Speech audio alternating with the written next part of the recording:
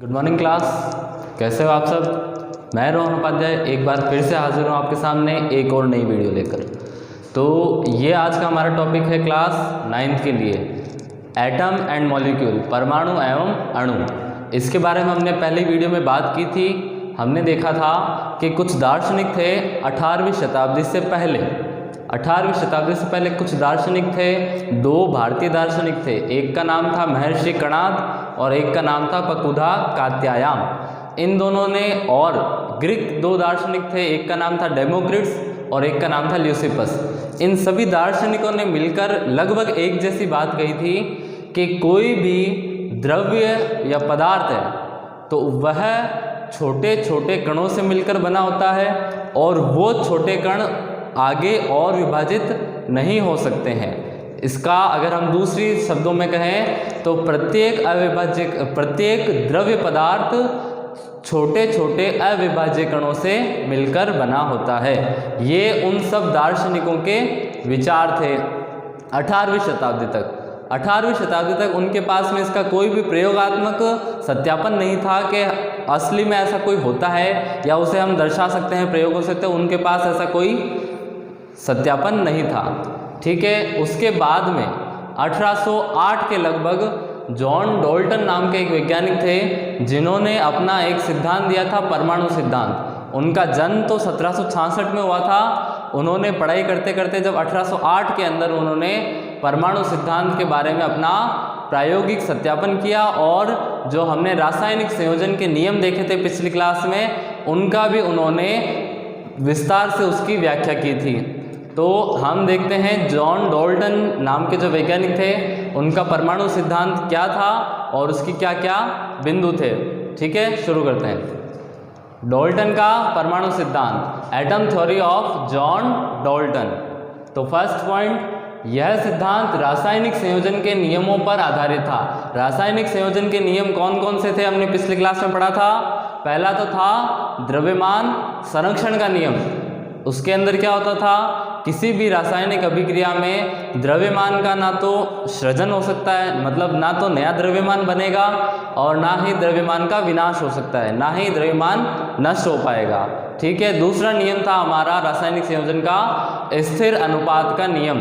इसका मतलब था किसी भी यौगिक के निर्माण में दो या दो से अधिक तत्व अगर आपस में आकर जुड़ रहे हैं तो वो एक निश्चित द्रव्यमान संख्या के अनुपात में जुड़ेंगे। क्या कहा कि अगर किसी यौगिक के अंदर दो या दो से अधिक तत्व आपस में आकर जुड़ रहे हैं तो वो एक निश्चित द्रव्यमान संख्या के अनुपात में आकर जुड़ेंगे। ठीक है, तो ये जो जॉन डॉल्टन था उसने अपना जो परमाणु सिद्धांत दिया था उसके अंदर उसने रासायनिक संयोजन के दोनों नियमों का विस्तार से व्याख्या की थी और उनको समझाया था कि ये नियम कैसे काम करते हैं। अब इसके मुख्य बिंदु देखते हैं, इस सिद्धांत के मुख्य बिंदु कैसे हैं वो देखते हैं हम। पहला बिंदु आ रहा है, पहला पॉइंट आ रहा है, सभी द्रव्य परमाणुओं से निर्मित होते हैं जो कि रासायनिक अभिक्रिया में भाग लेते हैं। All matters are formed from atoms and take part in chemical reactions।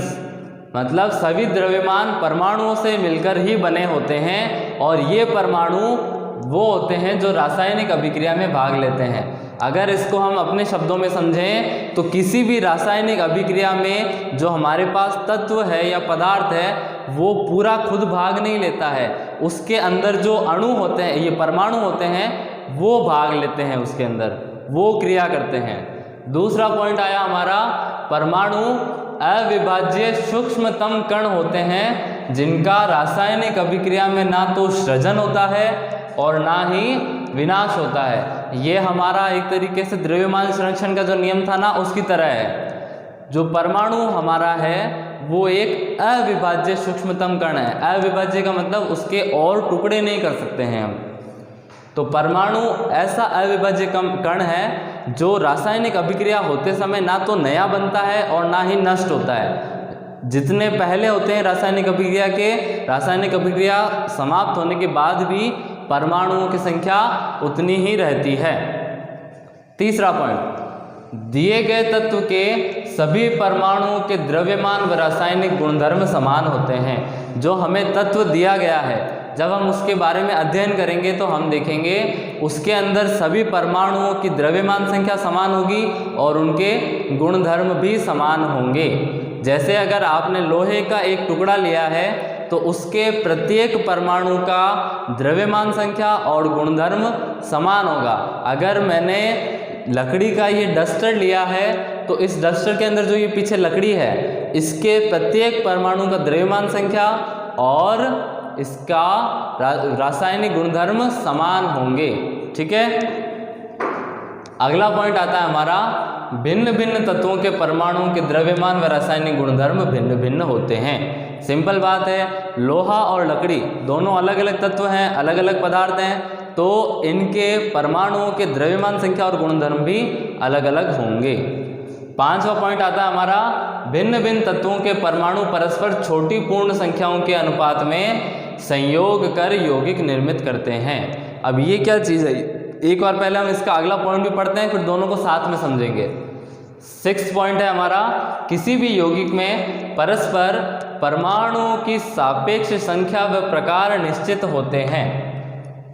5वां पॉइंट और 6वां पॉइंट दोनों कंबाइंड रूप से हम समझेंगे। तो ये जो पॉइंट है ये हमारा स्थिर अनुपात का नियम जो था ना रासायनिक संयोजन का, उस नियम का व्याख्या करता है। कैसे? भिन्न भिन्न तत्वों के परमाणु परस्पर छोटी पूर्ण संख्याओं के अनुपात में संयोग कर मतलब जुड़कर यौगिक का निर्माण करते हैं। जैसे अगर हम एग्जाम्पल लें H2O का, H2O, तो उसके अंदर आपका जो हाइड्रोजन का और ऑक्सीजन के परमाणु हैं, हाइड्रोजन के यहाँ पे 2 परमाणु हैं, ऑक्सीजन का यहाँ पे 1 परमाणु है। तो H2O के अंदर हमेशा हाइड्रोजन के 2 परमाणु और ऑक्सीजन का 1 परमाणु में संयोग करके यौगिक का निर्माण करेंगे।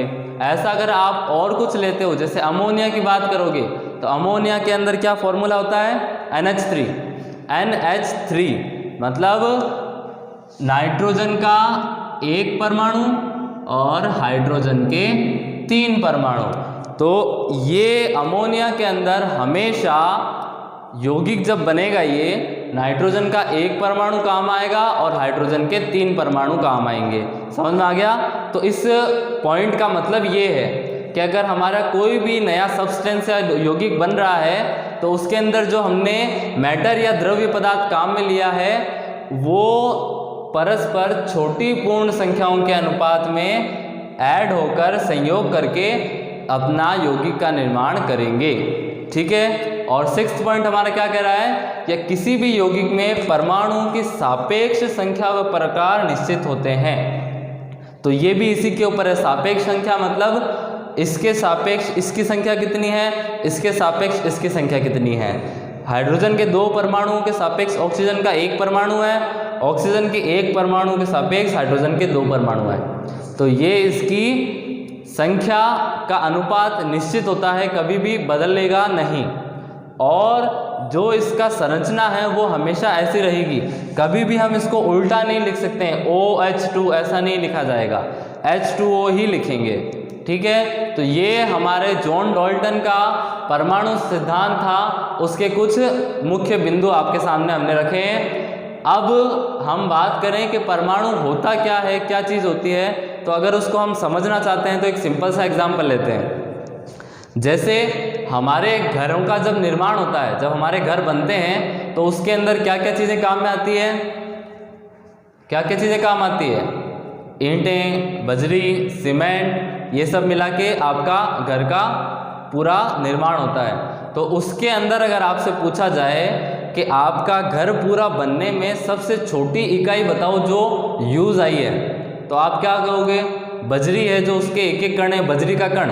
तो आप कहोगे बजरी का कण वह सबसे छोटी इकाई है, जिन सब के मिलने से हमारा ये जो पूरा घर है वो बनके तैयार हो गया, रेडी हो गया है।